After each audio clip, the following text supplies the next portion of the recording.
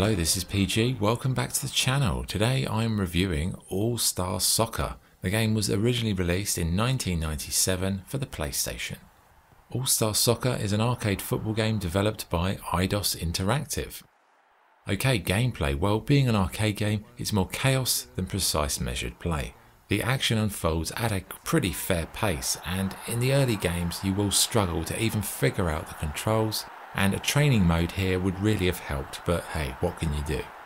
Anyway, you can do an auto pass, but the main buttons are low and high kick, which can be controlled in terms of power, swerve, topspin, angle, and once you get the hang of it, my word, you can launch one from an absolute mile out. Well, you know, so far it has been a very exciting game of... Oh, it's a goal!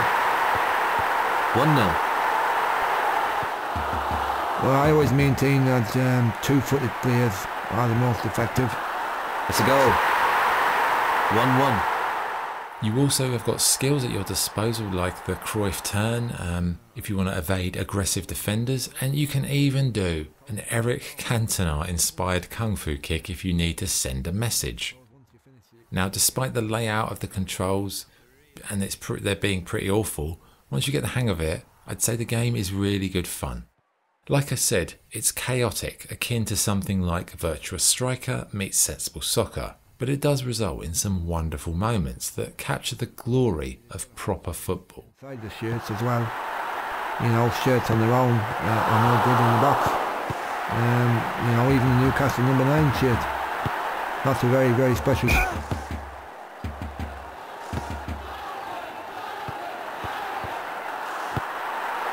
It's a goal. 1-1. For me, the fact that you can swerve the ball, like in Sensi, was a game changer. So gameplay wise, it grows on you, but it's definitely one for the Sensible Soccer generation as opposed to FIFA. Right, let's talk about customization. All Star Soccer has a pretty good edit mode.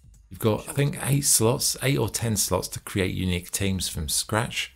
Now you can design your kit, you can create the look and feel of the playing staff, including their physical attributes. You know, do you want them to be like beefcakes or little scrawny little rats?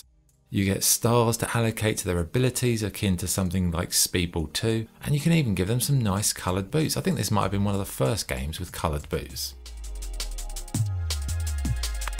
Select head, body size, leg size.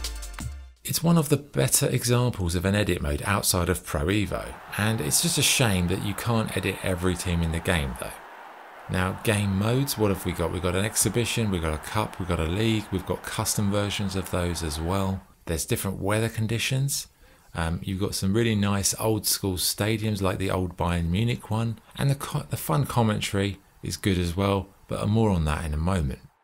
Finally, there are gameplay modifiers such as the ability to turn off things like offsides, fouls. Do you want a harsh referee? Do you want a lenient referee? I think we'll have a lenient one, thanks ref. Well, the England manager is in the crowd today taking a look at some of these players, and I don't know why he's bothering, quite frankly. Now, one negative aspect though is the lack of a fully fledged career mode, which for me would have turned this from a good football game into an amazing football game.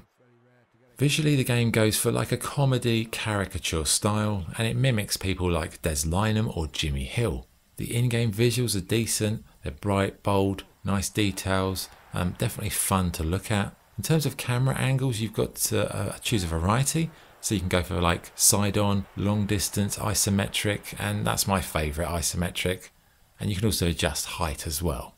In terms of sound, the crowd effects were pretty good, and there's some catchy music in the menus. But in an audio sense, the biggest uptick is the in-game commentary. Well, I say commentary, there is a commentator who says goal, foul, throw-in, free kick, etc. But it's the secondary commentary that steals the show.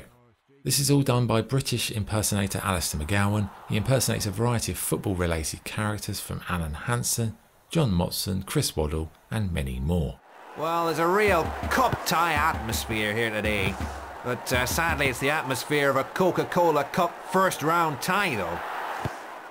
Okay, the good and the bad points. What's good? The ability to manually curl the ball is glorious. The commentary is very funny at times. The edit mode is one of the best I've seen. And it's like a hybrid of a bunch of old school football games many of us old chaps loved. Bad points? Controls are a disaster, no career mode, no licensing, no official teams, but you can make your own teams up, I guess. Okay, verdict. All Star Soccer is an arcade football gem, mainly for British football fans with a wicked sense of humour and a hint of sensible soccer thrown in for good measure. It isn't perfect, far from it, and it will drive you nuts in the first few hours because there's no training mode, but once you master the controls, it's absolutely glorious in terms of football, not soccer. This is football, mate. It's one of the old PlayStation football games that often gets overlooked, but All Stars Soccer is one that you should definitely try to find on emulation, and it is a good laugh if you just lean more towards the retro football genre.